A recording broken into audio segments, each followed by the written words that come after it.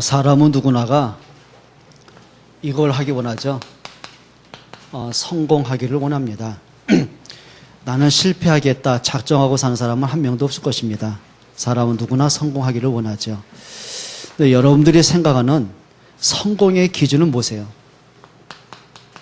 기준. 일단 많이 배워야 되겠죠.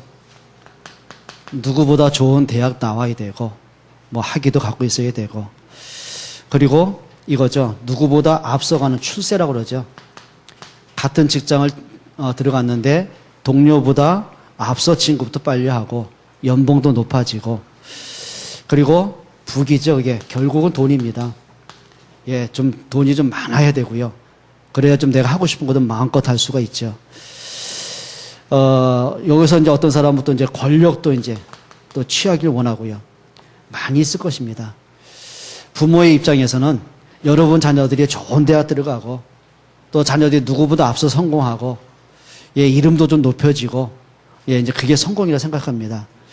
또 사업을 하시는 분들은 이렇게 생각하겠죠. 그래, IMF 위기 맞는 이 위기 시대에 그래, 내가 차린 회사는 막 주식이 올라가고 막 주가가 뛰어가고, 예, 막 수출도 많이 올라가고, 예, 막 수입이 순수히 많아지고, 예, 다 좋은 겁니다. 저는 정말 부탁드립니다. 여러분들 이런 축복을 좀 누리시기를 바랍니다. 그런데요, 만약에 여러분들이 이게 여러분의 기준이라고 한다면은 뭐 불신자나 신자나 똑같은 기준이 될 수 있잖아요. 근데 이렇게 한번 보시면 됩니다. 자, 하나님께서 요셉을 애굽의 총리로 세우십니다. 성공을 했죠. 근데 많은 사람이 이렇게 봅니다. 야, 대단하다. 저 이방에서 잡혀온 저 노예가 어떻게 저렇게 입지전절 해가지고 출세를 할 수 있을까? 참 대단하다. 과연 요셉의 줄이 얼마나 좋길래, 백이 얼마나 세길래 노예가 저게 총리가 됐을까? 이제 사람들 그거 봅니다. 그리고 이제 벤치마킹 하려고 많이 또 이제 배우겠죠. 자, 다윗이 이스라엘의 왕이 됩니다. 사람들이 보는 기준이 이겁니다. 야, 저 목동 출신이 어떻게 왕 됐을까? 대단하다.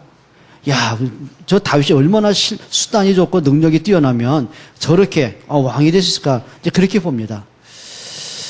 자, 브리스가 아굴라가 굉장한 부자가 됩니다. 그 교회사 가운데 보게 되면은 로마에서 최고의 갑부자에 올라갈 만큼 부자가 되죠. 그럼 많은 사람이 그렇게 생각합니다. 저 아굴라 말이야, 저거. 로마에서 추방을 당해가지고 알거지가 됐는데 어떻게 로마까지 들어와서 저렇게 부자가 됐을까? 사람도 이제 그걸 얘기할 거 아닙니까? 근데 하나님 편에 그게 틀린 거예요. 자, 예를 들면 요셉이, 야, 내가 총리가 됐다. 그걸 막 간증하러 다니고, 많은 사람 앞에 자랑하고, 막 사람을 가르치고 그런 적이 없어요. 자, 세 사람의 특징이 뭐냐면, 성공할 이유를 알고 있는 사람들이었어요. 그게 답입니다. 그냥 성공한 게 아니고요. 성공할 이유가 있었던 거예요. 자, 하나님은 요셉을 애굽의 노예로 보내십니다. 근데 그냥 보낸 게 아니거든요. 창세기 37장에 보면은 하나님이 요셉에게 먼저 답을 주셨어요. 앞날의 비전을 먼저 주셨어요. 요셉을 통해서 어떻게 그 가족이 살고, 어떻게 민족이 살고, 애굽이 살고, 세계가 살 것인지 하나님이 요셉에게 그 비전을 주신 거예요. 그렇죠. 하나님은 다윗에게 이미 비전을 주셨어요. 왕으로 기름을 부으셨어요. 그리고 다윗을 통해서 어떻게 천하 만민의 사람들이 하나님을 알게 될 것인지, 예, 그 언약을 미리 주신 거예요. 자, 그러면 이 세 사람은 뭐가 있었어요? 그 마음속에 하나님이 주신 언약의 비밀이 있었어요. 그리고 이들 그냥 내가 성공하겠다, 내가 왕이 돼야 되겠다, 그게 인생의 목적이 아니었고요. 그것은 뭐냐면 하나님의 주신 언약 속에서 올바른 비전이 나온 거예요. 자, 그러고 보니까 비록 뭐 다윗이 골리앗에게 앞에 서기도 하고 사울 왕에게 쫓김을 당하기도 하고 때로는 친아들 압살롬의 반역 때문에 도망치기도 하고 많은 문제 오잖아요. 요셉이 비록 엄마가 죽어서는 외로움도 있고 형들 때문에 어려움 당하기도 하고 노예로 팔려가는 억울함도 있고, 이게 많은 문제가 있거든요. 그런데 그 문제 때문에 낙심하지 않을 만큼 영적인 뭐가 있어요? 답이 있었어요. 문제를 보는 답이 있었고 미래를 보는 답이 있어요. 자, 이것이 뭐냐면 그들에게 그냥 기도 제목이 아니라 이겁니다. 평생 기도 제목이 있었어요. 여러분, 이제는 여러분들이 보고만 해서 성공할 이유가 있기를 바랍니다. 우리 학생들이 공부하잖아요. 그냥 공부하면은요, 재미없습니다. 지겹습니다. 무더운 여름에 공부해보세요. 얼마나 힘들겠습니까? 그래 수능생들이 무더운 여름 공부하려니까 뭐 실력이 올라갑니까? 점수가 올라갑니까? 또 내가 대학을 갈 수 있다는 뭐 확증도 없고 이게 답답하고 불안할 거 아닙니까? 공부를 하려면 불안한 거예요. 그런데 중요한 게 있다니까요. 여러분들이 이 답을 가지고 공부에 도전할 수 있어야 돼요. 정말 그래야 됩니다. 혹시 여러분에게 어떤 어려움이 있습니까? 위기 있습니까? 예, 이 답을 갖고 도전하는 사람은 달라요. 뭔가 달라요. 자, 그러면 이렇게 하셔야 됩니다. 어떤 사람이 성공하냐면, 좀 제목이 좀 그렇죠. 이런 사람이 성공합니다. 어떤 사람을 얘기합니까? 우리가 좀 하나님 앞에서 좀 봐야 됩니다. 믿음으로 좀 봐야 됩니다. 여러분 세상의 기준을 하면은 노예로 팔려간 요셉 보면서 쟤는 반드시 총리 될 거야. 성공할 거야. 이렇게 위로할 사람이 있겠어요? 단순히 이럴 거 아닙니까? 그래, 네가 좀 힘들어 참으면 언젠간 좋은 날 올 거야. 막연한 위로할 거지. 네가 총리 된다 누가 얘기하겠습니까? 목동 다윗을 보면서 그래, 하나님 너를 왕으로 세우실 거야. 그렇게 격려할 사람이 누가 있겠냔 말이에요. 이 정도 아니겠습니까? 그래, 네가 좀 외롭고 힘들겠지만 목동 일 잘하면 그냥 어느 날 양도 많아지고 어느 날 너가 부자 될 수 있을 거야. 그 정도 위로죠. 그런데 중요한 게 있다니까요. 하나님은 요셉을 총리로 세우셨어요. 하나님은 목동인 다윗을 왕으로 기름을 부으셨어요. 세상의 조건으로 봐서는요, 이들이 성공할 수 있는 사람이 아닙니다. 그런데 하나님은 복음 때문에, 전도 때문에 이들을 성공하게 하셔야 되는 겁니다. 자, 그러면 어떤 사람이냔 말이에요. 여러분이 하셔야 됩니다. 내가 최고의 언약을 누리는 복음의 사람 되시기를 바랍니다. 그게 답 중에 답입니다. 자, 하나님은 처음부터 우리에게 복음을 주셨어요. 자, 하나님이 천지를 창조하십니다. 그리고 아담과 하와를 창조하시죠. 그냥 아담과 하와를 창조한 게 아니고요, 한 가지 전제 조건이 있었던 거예요. 아담이 에덴을 다스릴 수 있는 전제 조건이 있었어요. 에덴에서 행복을 누릴 수 있는 전제 조건이 있었어요. 아담이 그래요, 모든 것을 다스리고 정복하는 왕적인 권세를 누릴 수 있는 하나의 전제 조건이 있었던 거예요. 그게 뭔지 아십니까? 하나님의 형상 가진 사람이에요. 그게 복음의 사람이란 말이에요. 그럼 아담의 행복은 에덴에서 살기 때문에 행복한 것이 아니라 그 에덴에서 하나님을 만나고 하나님께 예배하기 때문에 행복한 겁니다. 그게 영적인 비밀이거든요. 근데 아담에게 언제 불행이 왔습니까? 언제 고통이 찾아옵니까? 그 가정에 언제 재앙이 옵니까? 그 자녀들에게 언제 실패와 재앙이 옵니까? 한 가지거든요. 바로 이거예요. 복음을 잃어버릴 때 그렇게 되는 거예요. 여러분, 이게 답이지 않습니까? 자, 예를 들어 보겠습니다. 어린 아이가 엄마 품을 떠나면 행복할 수 있겠습니까? 절대 그럴 수가 없어요. 아이의 행복은요, 아이의 안전은 엄마 품에 있을 때 오는 거거든요. 마찬가지입니다. 우리 사람의 행복은요, 돈도 있어야 되고 명예도 있어야 되는데 그렇지 않습니다. 진짜 행복이 축복입니다. 여러분 한번 가만히 한번 연구 한번 해보세요. 역대 가운데 역사 속에서 정말 성공했던 황제들, 그들이 정말 말로가 행복했는지 한번 보세요. 그가 황제가 되고 왕이 됐기 때문에 정말 평생을 행복하게 평안하게 행복하게 살았는지 한번 보시라니까요.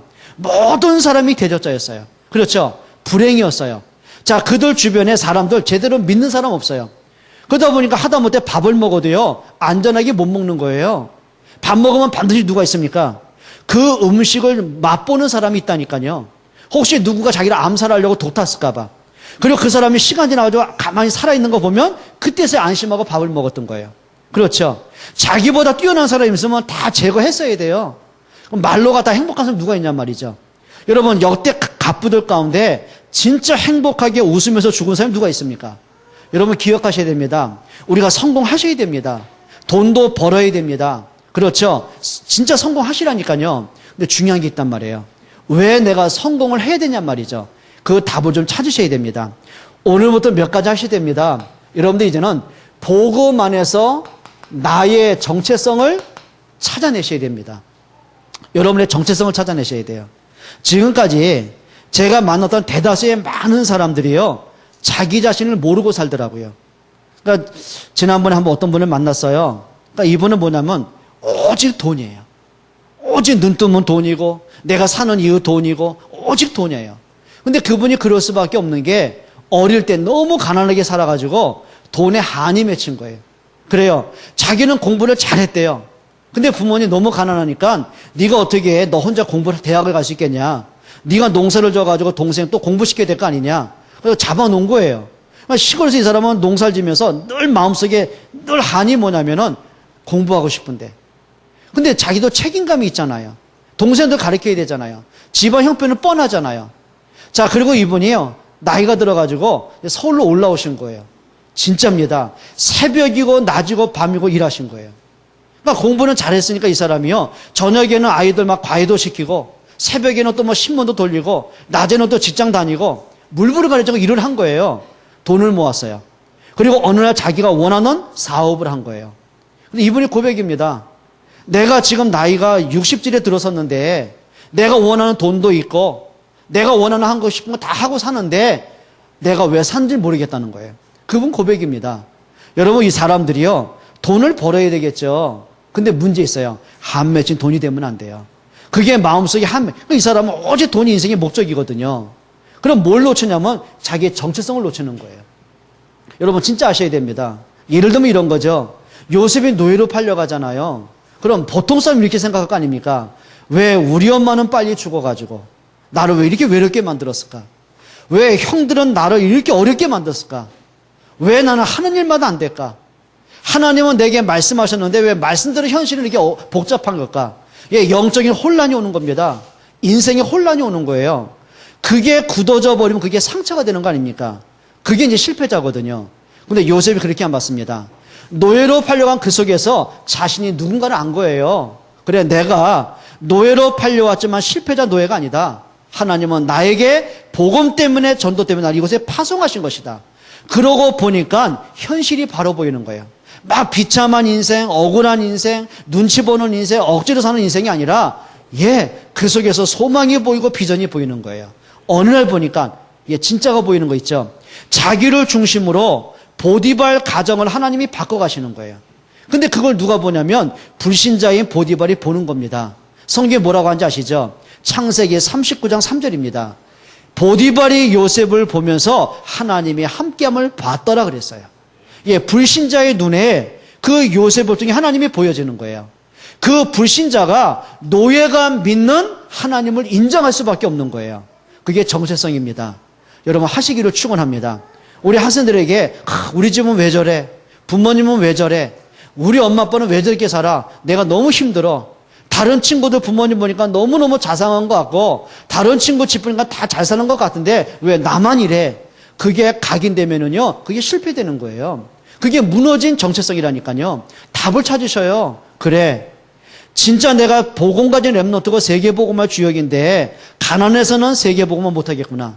내가 가난해서는 렘넌트 살릴 수가 없고 교회를 도울 수가 없겠구나. 그럼 내가 어떻게 할 것이냐? 답을 찾아야 돼요. 가난하기 때문에 내가 돈을 버는 내가 아니라 진짜 복음 때문에 내가 어떻게 실력을 준비할 것이냐? 그게 뭔지 아십니까? 그게 정체성이에요. 그게 미래가 있는 사람이에요. 그게 비전 있는 사람이거든요. 정체성 갖기를 축원합니다. 우리 어른들도 마찬가지입니다. 여러분이 교회를 다니면서 진짜 복음의 사람을 보셨습니까? 아니면 종교인을 보셨습니까? 교회를 다니면서 복음을 누리고 행복한 사람 보셨습니까? 아니면 교회를 다니면서 눌리고 지쳐있는 사람 보셨습니까? 여러분이 지금까지 교회를 다니면서 교회를 화목하게 만들고 정말 전도의 문이 열려가는 사람을 보셨습니까? 아니면 교회 안에서 영적 문제 많은 사람, 말을 만드는 사람 보셨습니까? 어느 걸 보냐에 따라서 여러분의 영적인 정체성이 달라지는 거거든요. 그러면 지금까지 내가 믿음의 모델을 본 적이 없어도 괜찮거든요. 반대를 보셔야 돼요. 내가 틀린 것을 봤다면 반대를 보셔야 돼요. 그래, 교회를 다니면서도 진짜 복음의 축복 놓치고 자기의 과거의 상처가 치유 안 되면은 교회에서 이런 문제를 일으키는구나. 그럼 나는 하나님 앞에 어떤 중직자가 되어야 되냔 말이죠. 그걸 찾는 것이 뭐예요? 정체성입니다. 근데 그냥이 아니라 이거 아셔야 돼요. 복음 안에서 나의 정체성을 찾아내셔야 돼요. 아멘 하셔도 괜찮습니다. 정말 여러분 그렇게 하시기를 축원합니다. 그리고 여러분들이 복음 안에서 뭘 봐야 되냐면 과거에 대한 답을 찾아내셔야 돼요. 이게 무슨 얘기죠? 자, 이 사람들의 특징이 있었어요. 예를 들어 볼게요. 브리스가 아굴라가 그냥 축복받은 게 아니거든요. 고린도전서 18장 1절로 4절에 보면은요, 브리스가와 아굴라가 로마에서 사업을 했었어요. 근데 문제는 뭐냐면 로마의 황제가 칙령을 내린 겁니다. 모든 유대인은 로마를 떠나라. 강제 추방령이 내려진 거예요. 그럼 그 당시에 로마가 추방하면서 뭐 재산에 대한 보상을 하겠습니까? 무슨 보상이 있어요? 모든 재산을 압류시켜 버리는데요. 뺏어버린 거예요. 강제 추방. 그래서 로마를 떠나오면서 어디까지 오냐면은 실패자가 되고 알거지가 돼가지고 고린도까지 온 거예요. 자, 그러면 보통 사람 같으면 세상 원망할 거 아닙니까? 시대 잘못 만난 나를 원망할 거 아닙니까? 부모 원망하겠죠. 사람들에 대한 원망과 분노가 차오르겠죠. 인생 비가 나겠죠. 자, 그러다가 브리스가와 아굴라가 고린도까지 왔을 때 누굴 만나냐면 전도자 바울을 만났어요. 그러면서 브리스가 아굴라가 브리스가 같은 경우는 로마 여자 아닙니까? 아굴라는 유대 남자거든요. 그러니까 쉽게 말하면 그 당시 국제 결혼한 거예요. 그럼 브리스가 같은 경우는 로마의 우상 문화에 찌들린 사람입니다. 아굴라는 유대교에 찌들린 사람이에요. 그렇죠? 근데 누굴 만나냐면 바울을 통해서 비로소 복음의 뭔가를 듣게 된 거예요. 예수가 누군가를 알게 되는 거예요. 아굴라 같은 경우는 구약 성경 잘 알겠죠? 율법 잘 알겠죠? 그런데 그리스도만 모르고 성경을 알았거든요. 그리스도만 모르고 열심히 믿었거든요. 근데 바울을 통해서 그리스도가 누군지를 알게 된 거예요. 구약을 통해서 성경을 통해서 메시아가 누군지를 깨닫게 된 거예요. 그러면서 바울과 함께 짧은 시간이지만 함께 천막 만드는 일을 합니다. 그리고 전도하고 그러면서 복음을 위해서 헌신하게 됐잖아요. 근데 어떤 계기가 돼가지고요, 브리스가 아굴라가 다시 로마로 들어가게 됩니다. 자, 그 이름이 어디 나오죠? 로마서 16장 3절과 4절에 나옵니다. 근데 성경에 보면은요, 브리스가 아굴라가 뭘 만들었다고요? 천막을 만들었단 말이에요. 그럼 그 당시에 로마가 전 세계와 전쟁을 벌이잖아요. 그런 수백몇 명의 군사들을 추운 겨울에 몸을 따뜻하게 보호하려면 개인 우비가 필요하잖아요. 잠을 자려면 텐트가 필요하잖아요. 그러면 그 많은 군사들에게 필요한 우비와 텐트를 누가 만들겠어요? 천막 만드는 사람이 담당하겠죠. 자, 그러고 보니까 로마가 정부에서요, 수많은 사람 가운데 누가 일을 맡길 것이냐? 그 중에 한 사람이 브리스가 아굴라였어요. 쉽게 말하면 군납 업체를 했던 거예요. 방위 산업체가 된 거예요, 그 당시에. 그러면서 수많은 돈을 벌게 됩니다. 근데 예전에는요, 돈 자체가 목적이었다니까요. 근데 브리스가 아굴라 깨달은 겁니다. 이제 우리가 뭐 때문에 돈 벌어야 되냐? 하나님이 우리를 실패했던 우리를 다시 로마로 들어오게 하셔서 거부가 되게 하신 이유가 뭐냐? 그때 답이 겁니다. 복음서 들어갑니다. 복음과 교회와 전도를 위해서 생명 건 동역자가 되는 거예요. 여러분, 과거의 모든 걸 뭘로 찾았어요? 복음과 전도의 눈으로 보는 거예요. 그러니까 과거의 실패가 아니에요. 그게 축복의 발판되는 거예요. 여러분, 오늘부터 하십시오. 여러분 과거에 힘들었던 것, 부모를 통해서 받던 상처들, 성장하면서 내가 눌렸던 많은 문제 있잖아요. 그게 내게 각인된 거 안 돼요. 각인을 바꾸셔야 돼요. 복음의 각인으로 바꾸셔야 돼요. 과거를 뭘로 만들었냐면 축복의 발판이 될 만큼 바꾸셔야 됩니다. 답은 하나입니다. 복음과 전도의 눈으로 보시면 모든 답이 나옵니다. 그게 축복이 됩니다. 한번 따라 합시다. 답을 찾자. 그게 복음의 사람이거든요. 세 번째 중요한 게 뭐냐면 오늘에 대한 답을 찾아내세요. 오늘 여러분들이 염려하는 게 뭡니까? 때로는 막 마음을 조아리게 만들고 조바심 나게 만들고 답답하게 눌리는 문제가 있을 거잖아요. 대다수의 문제 사람이 세 가지입니다. 자녀든 돈이든 건강이든. 그게 거의 다 모든 사람이 갖고 있는 문제거든요. 답을 찾으세요. 오늘의 답을 찾으세요. 내가 갖고 있는 문제의 이유가 뭘까 말이에요. 여러분, 그 답을 찾지 못하면은요, 그 문제에 눌립니다. 그러다 보면 어떤 문제인지 아세요? 행복이 없어져요. 평안이 없어요. 여러분, 부모가 자녀를 보면서 얼마나 사랑하고 기대하고 얼마나 이쁩니까? 그런데요, 거기에 대한 답을 못 찾게 되면은요, 자녀를 보는 것으로 눌려야 돼요. 힘들어야 돼요. 고민해야 돼요. 그렇죠? 근데 답이 있다니까요. 분명한 게 있습니다. 그 자녀를 하나님이 우연하게 주신 게 아니에요. 그 자녀를 하나님이 이유가 있어 보내신 거예요. 그렇죠? 그 자녀 속에 그리스도의 생명이 있어요. 그 자녀를 하나님이 존귀하게 보세요. 그 자녀에 대한 하나님의 분명한 미래 계획이 있거든요. 찾아내셔야 됩니다. 답 얻기를 축원합니다. 여러분, 사람이요, 답을 못 찾으면 지치는 겁니다. 신앙생활에 눌려야 된다니까요. 예배가 되겠습니까? 말씀이 들려지겠습니까?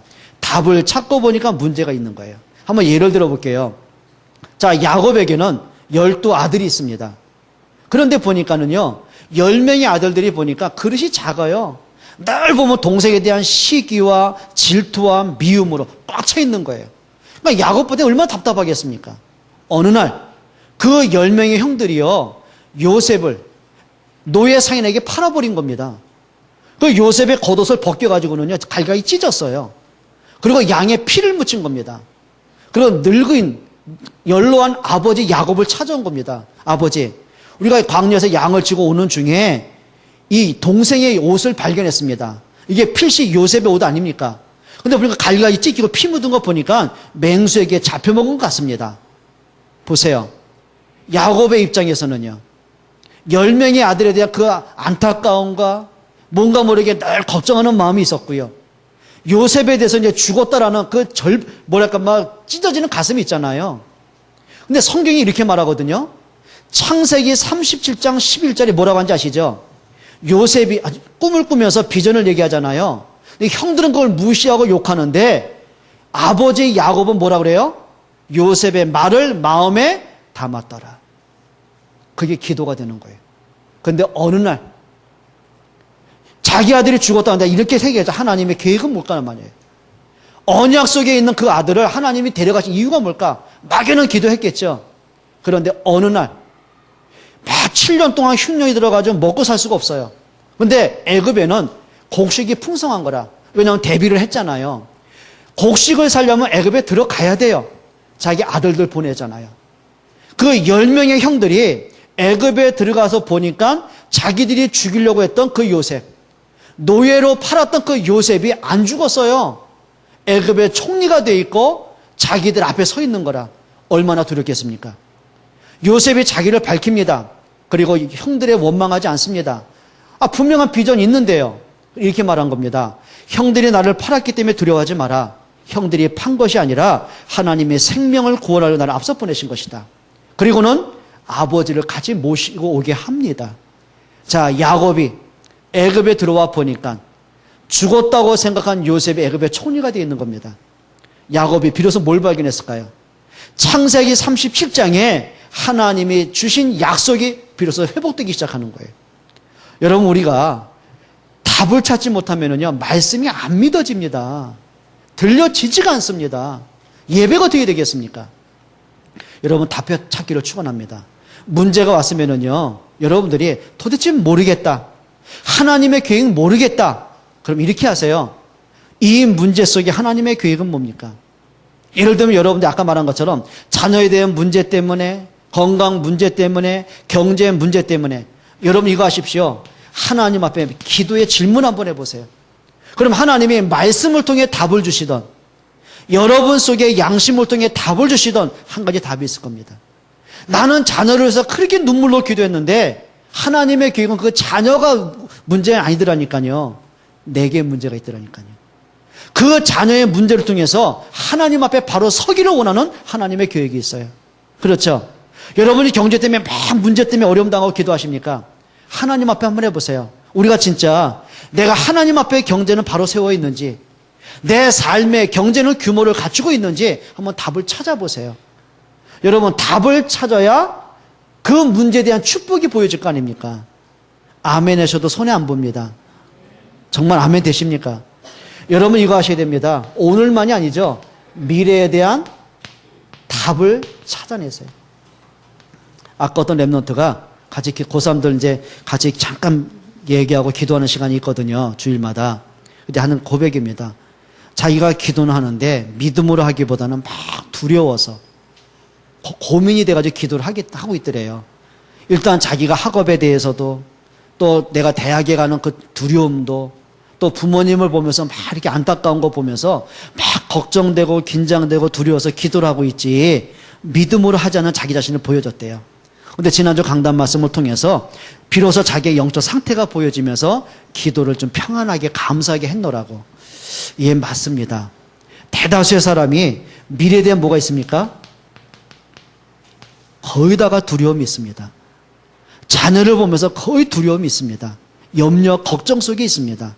애가 저렇게 살면 어떻게 될까? 예, 거의 걱정하고 있습니다. 혹시 여러분들이 나는 안 걸리면 어떡할까? 그러니까 보험 드시는 거 아닙니까? 그렇죠? 내가 앞으로 어떻게 노후 대책은 어떻게 될까? 그러니까 막 여러 가지 연금도 들고 그런 거 아닙니까? 다 하셔야 됩니다. 근데 중요한 게 있습니다. 자녀의 미래는 하나님의 손에 있습니다. 여러분의 생명, 여러분의 미래는 하나님의 시간표 속에 있습니다. 맞습니까? 여러분 진짜예요. 내 염려 버리고 모든 걸 뭘로 바꿔요? 기도로 바꾸세요. 내 불신앙 버리고 하나님 앞에 믿음을 선택하세요. 승리하시기를 축원합니다. 여러분 오늘부터 하시기 바랍니다. 최고의 언약 누리는 복음의 사람 되십시오. 이런 사람이 성공하겠죠. 그리고 하실 게 뭐냐면은 이 언약을 붙잡고 한 가지만 하세요. 여러분 하루 24시간이잖아요. 그 하루 중에 여러분들이 내가 말씀을 가지고 답을 얻을 수 있는 기도의 시간을 가지세요. 내게 있는 모든 불신앙 내려놓고 하나님 앞에 집중해서 기도할 수 있는 나만의 기도 시간을 한번 찾아보세요. 그 시간을 가진 사람이 누굽니까? 예, 그게 다니엘이고 그게 다윗이고 믿음의 사람들이었어요.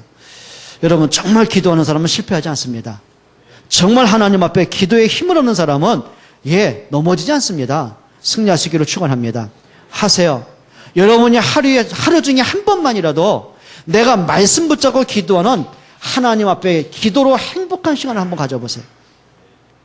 하나님이 나에게 주는 힘을 얻는 시간을 가져보세요. 그게 정시기도고 무시기도입니다. 여러분 복음 가진 사람이 한 가지 회복하면 됩니다. 기도 회복할 수 있기를 바랍니다. 그래서 중요한 거죠. 여러분 내가 기도를 많이 했다 그 말이 아니거든요. 정말 내가 말씀 붙잡고 기도할 수 있는 영적 상태를 만드시면 됩니다.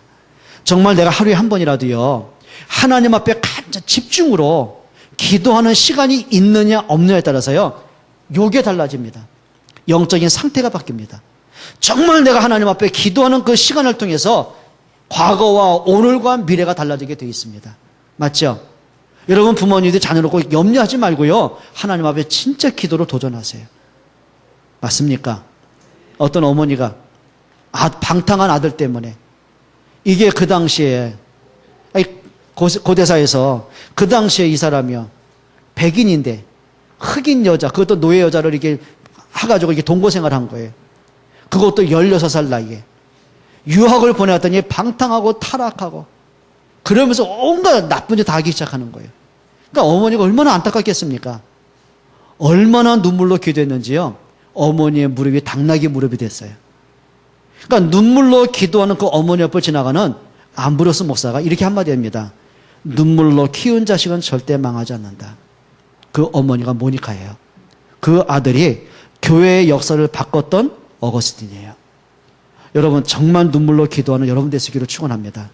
기도하세요. 정말 기도하세요. 내 생각, 내 기준, 내 불신앙, 염려 딱 내려놓고요.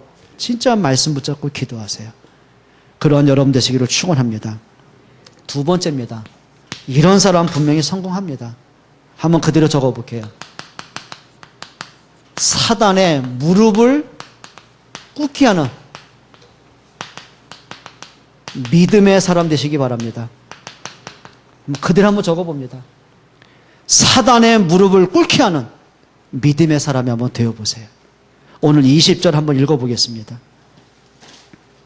16장 20절입니다. 평강의 하나님께서 속히 사단을 너희 발 아래에서 상하게 하시리라. 분명히 예수님이 오신 목적 중에 하나가 뭐죠? 하나님의 아들이 오신 것은 마귀의 일을 멸하려 함이니라. 예, 사단의 머리를 박살내신 분이 그리스도입니다. 그 승리하신 그리스도가 우리 안에 생명의 주가 되십니다. 믿으십니까? 그럼 여러분에게 예수님이 주셨어요. 너희가 내 이름으로 귀신을 쫓아내며 악의 모든 세력을 제할 권세를 주었노라. 맞습니까? 여러분에게 승리할 권세가 있다니까요. 근데 곰곰이 한번 생각해 보세요. 정말 내가 사단과의 싸움에서 승리하는 삶을 살고 있는지 아니면 KO패하고 있는지. 우리는 실패할 사람이 아니에요. 근데 이상하죠. 나도 모르게 영적으로 무너져 있어요. 기도 생활이 전혀 안 되고 있어요. 예배 생활하는데 행복이 없어요. 하나님의 계획을 전혀 못 봐요. 이게 무슨 얘기입니까? 그럼 한번 좀 곰곰하게 따져봐야 될 거 아닙니까? 그럼 그리스도가 문제입니까? 내가 문제입니까? 그럼 하나님의 말씀이 틀린 겁니까? 내가 틀린 겁니까? 한번 우리가 진짜 영적으로 한번 점검을 해봐야 될 거 아닙니까? 오늘 성경이 분명히 말하거든요. 평강의 하나님이 사단을 너희 발 앞에 속히 무릎 꿇게 할 것이다. 승리하기로 축원합니다. 그 말은 뭐죠? 사단이 교회를 공격하잖아요. 사단은 여러분 자녀를 공격하고 여러분에게 불신앙으로 낙심으로 염려로 공격하잖아요. 그러면 어떻게 할 겁니까? 그 공격하는 사단을 박살내라. 승리하셔야 됩니다. 맞습니까? 한번 여쭤볼게요. 혹시 프로폴리스 좋은 거 다 아시죠? 내가 제약회사 우리 김장로한테 영진약품이니까 중해제 내가 받은 거 없어요? 근데요 좋다고 하더라고요. 근데 여러분 프로폴리스 어떻게 만들어진지 아세요? 다 아시죠? 그러니까 제가 한번 얘기해 볼게요. 벌이 벌집을 이렇게 만들잖아요. 여왕벌이가 막 알을 막 까고 막 꿀을 이렇게 생성시키잖아요. 근데 보면은 세균들이 침투를 합니다. 그리고 막 말벌이라든지 이런 해충들이요 들어옵니다. 그럼 꿀이 다니까 들어오겠죠. 말벌가 들어올 거 아닙니까? 그럼 꿀을 먹고 가면 되는데 그걸 오염시킨단 말이에요. 그러면 벌집 전체에 문제가 되잖아요. 오염되니까. 그래서 꿀벌들이요 많은 식물 가운데 꽃 속에 보면은 이렇게 항암 역할하는 그런 게 있다네요. 원액들이 그걸 추출한다는 거예요. 그리고 자기 침하고 이게 희석을 시켜가지고 어디 바르냐면은 벌꿀의 그 틈 사이 있잖아요. 그 틈으로 막 세균이 들어오고 벌레들이 들어오니까 해충들이 들어오니까 그 틈 사이사이마다가 그걸 이렇게 자기가 한 건 그 항암 역할하는 항염 역할을 다 바른답니다. 그러니까 못된 사람들이 그걸 이제 다 끄집어다가 이제 만드는 게 이제 프로폴리스라고 하는 거예요. 우리도 먹고 있잖아요, 덕분에. 여러분, 우리가 영적인 프로폴리스 바르셔야 돼요. 에베소서 4장 27절에 보면은요, 마귀로 틈을 타지 못하게 해라.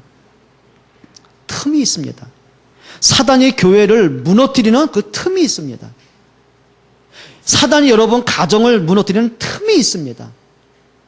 사단이 여러분 개인을 영적으로 살면서 무너지게 만드는, 말씀 거부하게 만드는 그 틈이 있습니다. 뭘 것 같아요?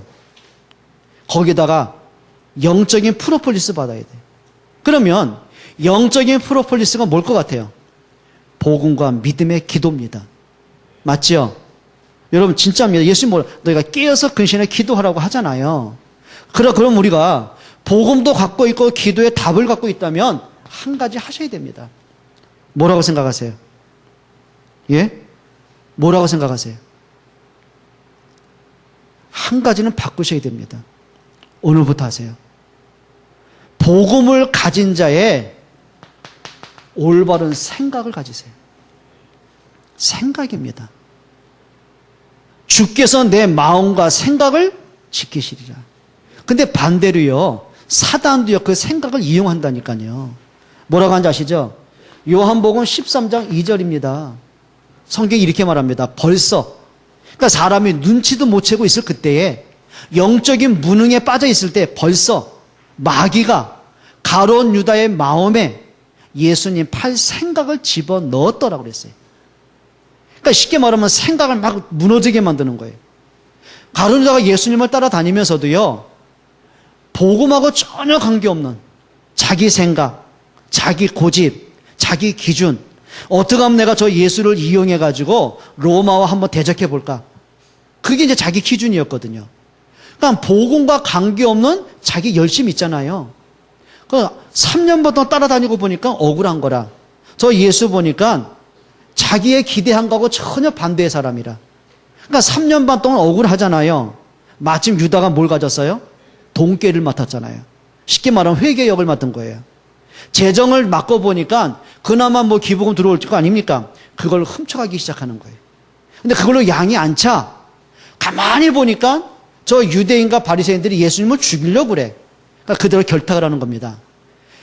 내가 너희에게 예수님을 넘겨줄 테니까 얼마 주겠냐? 은 30을 받지요.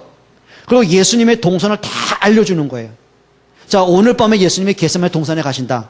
한밤중에 가실 것이다. 아무도 예수님을 따라오는 사람 없고 예수님의 제자만 있을 것이다. 이때가 기회다. 그리고 나서는 대제사장 가야바가 군사 보내지 않습니까? 예수님이 잡히는 거 아닙니까? 그걸 얘기하는 거거든요. 말씀을 벗어나니까 자꾸 내 생각이 빠지는 거예요. 내 기준에 무너지는 거예요. 그게 뭐예요? 자기 생각입니다. 여러분, 복음 가진 자의 바른 생각하기를 축원합니다. 주께서 내 마음과 생각을 뭐 하시리라? 지키시리라. 여러분, 생각이요, 진짜입니다. 여러분 생각 속에 뭔가 모르게 오해가 많고 서운한 게 많고 시험 들 게 많습니까?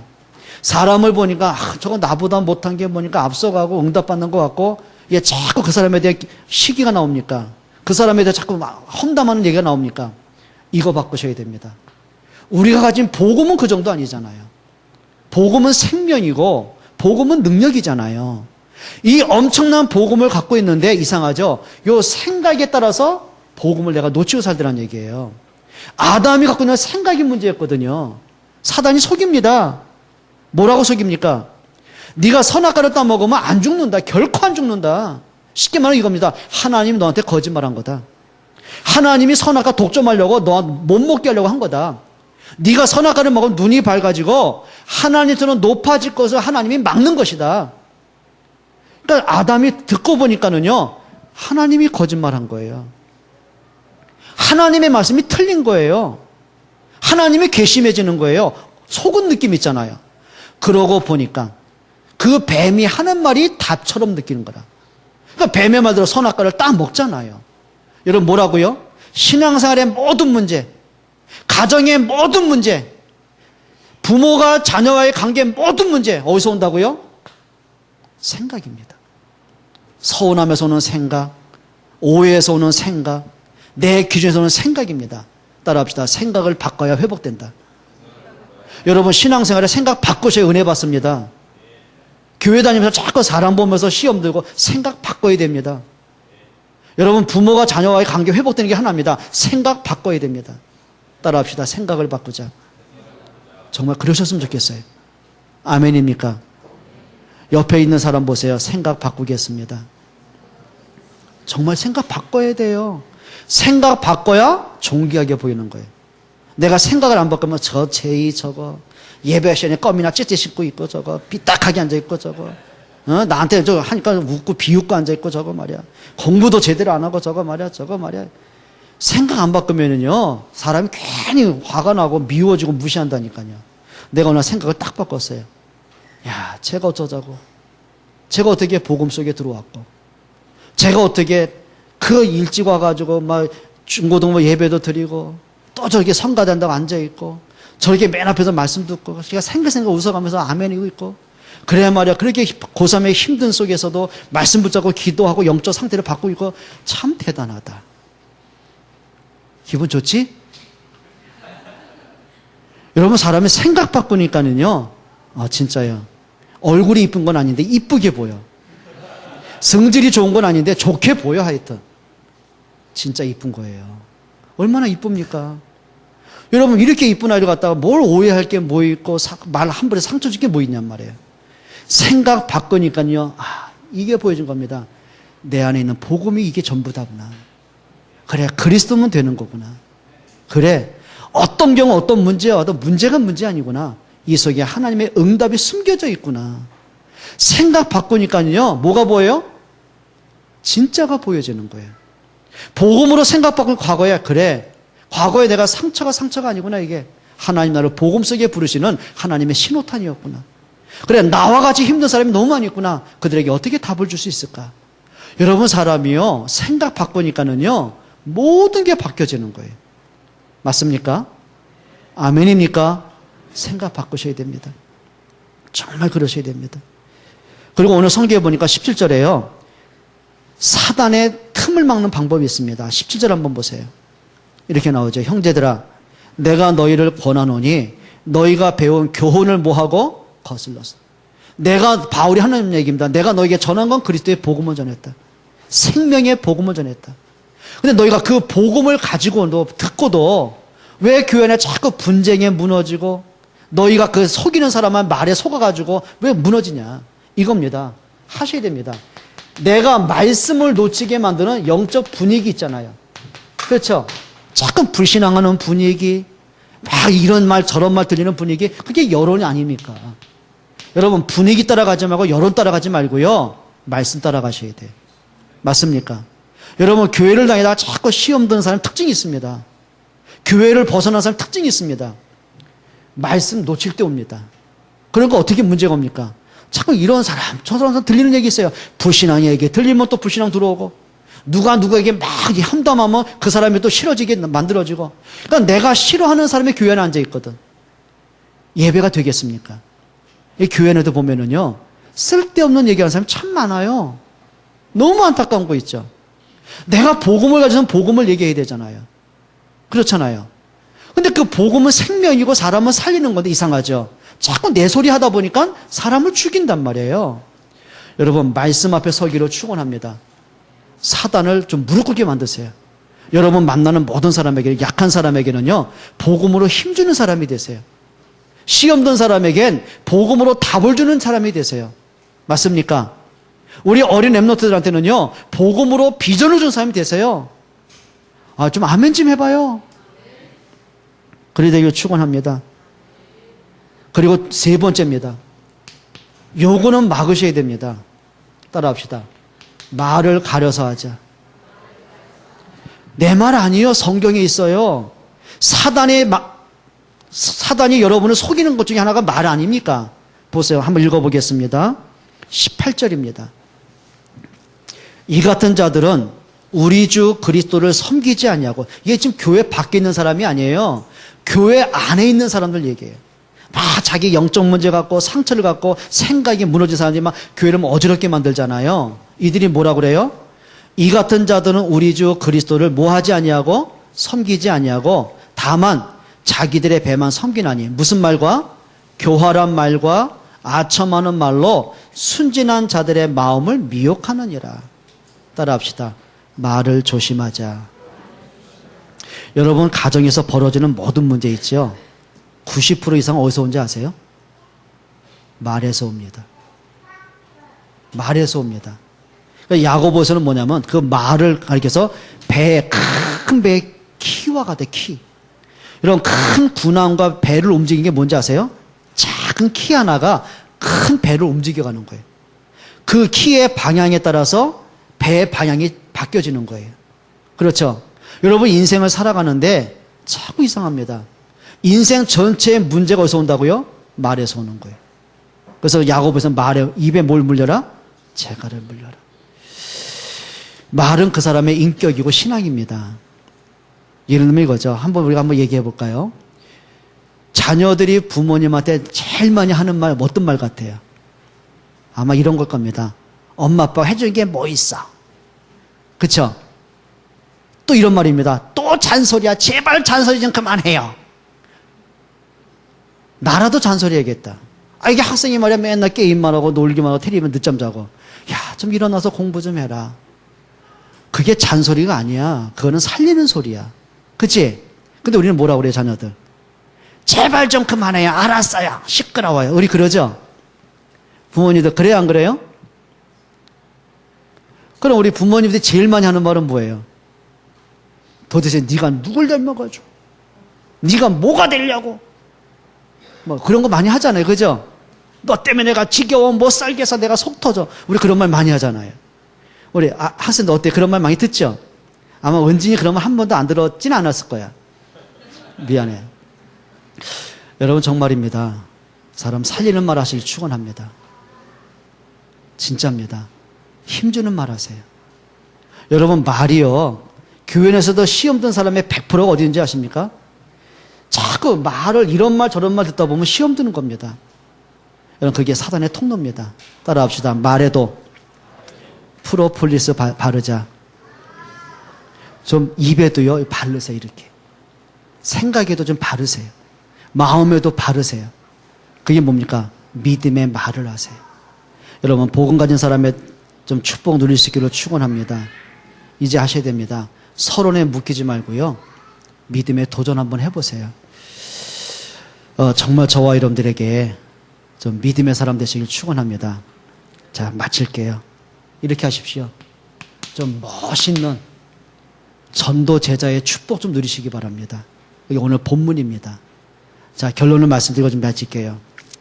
오늘 성경에 보면은, 오늘 본문에 보면은요, 그 로마 교회 안에 성도들 중에 수많은 사람이 있겠죠. 근데 바울이 마지막에 순교 직전에 기억나는 사람이 오늘 본문에 기록이 되어 있는 거예요. 여러분이 좀 전도자의 기억 속에 있기를 바랍니다. 근데 바울이요, 그 믿음의 사람들 이걸 붙여줍니다. 애칭을 붙여줘요. 애칭. 자, 그 중에 하나가 누구냐면은, 자, 1절로 2절에 보면 베베를 향해서 뭐라 그래요? 나의 보호자라 그랬어요. 보호자. 그리고 브리스가와 아굴라, 우르바노, 디모데. 요 사람들에게 뭐라고 하는지 아세요? 나의 동역자다. 그리고 가이오에게 뭐라 그래요? 나의 식주인이다. 그 다음에 또 보세요. 에베네도, 암블리아, 수다고. 요 사람들이 뭐냐면 주 안에서 나의 사랑하는 자라 그래요. 사랑하는 자. 그리고 또요, 마리아와 두르베나 두르보사. 요 세 사람에게 뭐라냐면은 주 안에서 많이 수고한 자. 복음을 위해서, 교회를 위해서 수고한 자. 그리고 10절에 보면 아벨레가 나오거든요. 이 사람 뭐냐면은 인정받은 자. 전도자에게 인정받고 심지어는 불신자에게도 인정받는 성숙한 믿음의 사람이죠. 그리고 에로디온과 누기오, 야손, 소시바도에게 뭐라고 하냐면요, 나의 친척과 같은 자. 그냥 남과 같은 사람이 아니라 진짜 마음과 마음이 통하는 사람, 그 말이죠. 그리고 15절에 보면 루포와 그의 어머니에게 뭐라 하냐면 주 안에서 택함을 받은 자. 이렇게 말해요. 택함을 받은 자. 요 8가지 애칭이 나와요.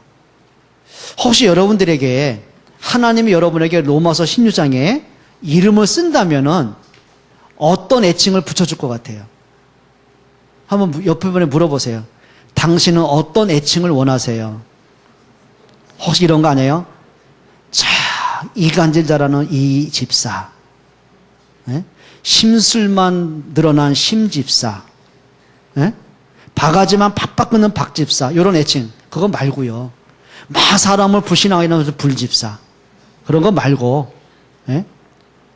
그게 아니고 진짜 복음과 전도와 교회 때문에 생을 건 사람, 하나님의 축복을 받은 사람, 그래야 됐으면 좋겠어요. 우리 랩런트들이 우리 중자를 보면서 애칭을 붙여준다면, 저 장로님 때문에 내가 교회 오는 게 너무 힘들어. 힘집사, 힘장로. 그게 아니라 저 장로님을 보니까 참 복음이 이렇게 좋아. 아, 저 장로님처럼 나는 중지자가 될 거야.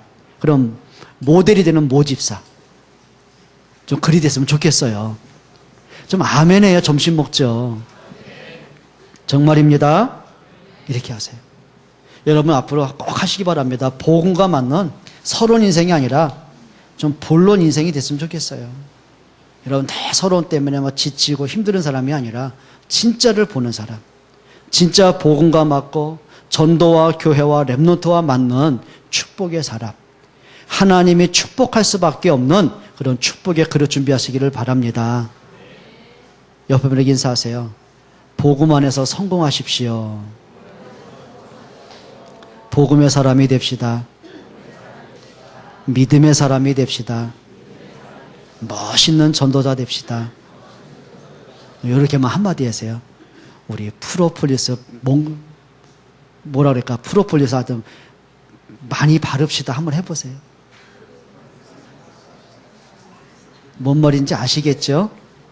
기도하겠습니다. 하나님 감사합니다.